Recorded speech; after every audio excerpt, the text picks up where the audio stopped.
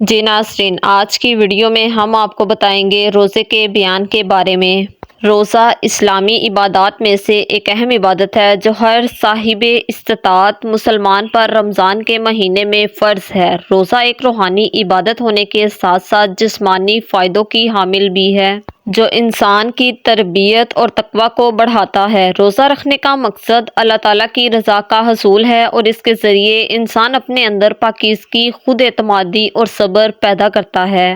جی ناظرین، روزے کی دراصل حقیقت یہ ہے کہ روزہ اسلامی اصطلاح میں وہ عبادت ہے جس میں ایک مسلمان سورج غروب ہونے تک کھانے پینے اور جنسی تعلقات سے بچتا ہے۔ یہ عبادت رمضان کے مہینے میں فرض ہوتی ہے اور اس کا مقصد ایک انسان کی روحانی تربیت کرنا اور تقوی میں اضافہ کرنا ہے۔ قرآن مجید میں اللہ تعالیٰ نے فرمایا، تم پر روزے فرض کیے گئے ہیں جس طرح تم سے پہلے لوگوں پر فرض کیے گئے تھے تاکہ تم تقوی اختیار کرو۔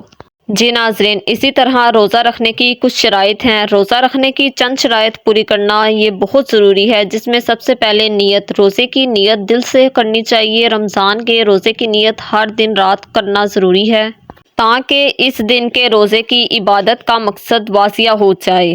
جی ناظرین، اسی طرح روزے کے دوران چند چیزوں سے پرہیز کرنا ضروری ہے، جن میں پہلے نمبر پر کھانا پینا، یعنی روزے کے دوران کھانا پینا منع ہے۔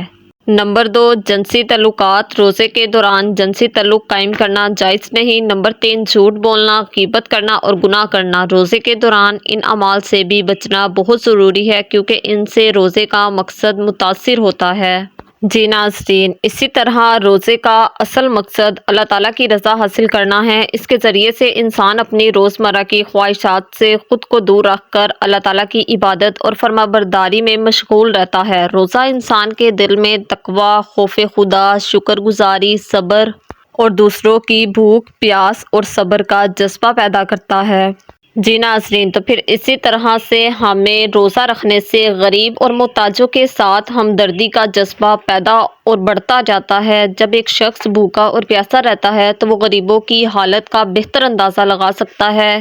جی ناظرین، اسی طرح روزہ رکھنے کے اور بھی بہت سے فائدے ہیں، جیسے روزہ رکھنے سے نظام انہضام کو آرام ملتا ہے۔ اس دوران جسم کھانے کی اضافی مقدار کو ہضم کرنے میں مصروف نہیں ہوتا، جس سے پورے جسم کو سکون ملتا ہے۔ اور اس کے ساتھ ساتھ روزہ جسم میں موجود اضافی چربی اور وزن کو بھی کم کرنے کا ایک قدرتی طریقہ ہے۔ روزے کے دوران جسم توانائی کے ذریعے ذخیرہ شدہ چربی کو استعمال کرتا ہے جس سے وزن کم ہوتا ہے۔ روزہ نہ صرف جسمانی طور پر فائدہ مند ہوتا ہے بلکہ ذہنی طور پر بھی فائدہ فراہم کرتا ہے۔ جب انسان جسمانی طور پر فاقہ کشی میں مبتلا ہوتا ہے تو اس کی ذہنی حالت بھی بہتر ہو جاتی ہے کیونکہ وہ دنیاوی خواہشات سے کم تعلق رکھتا ہے۔ جی ناظرین، روزہ ایک عظیم عبادت ہے جو انسان کی روحانیت میں اضافہ کرتا ہے اور اس کے اندر بہت سی اچھی اخلاقیات پیدا کرتا ہے۔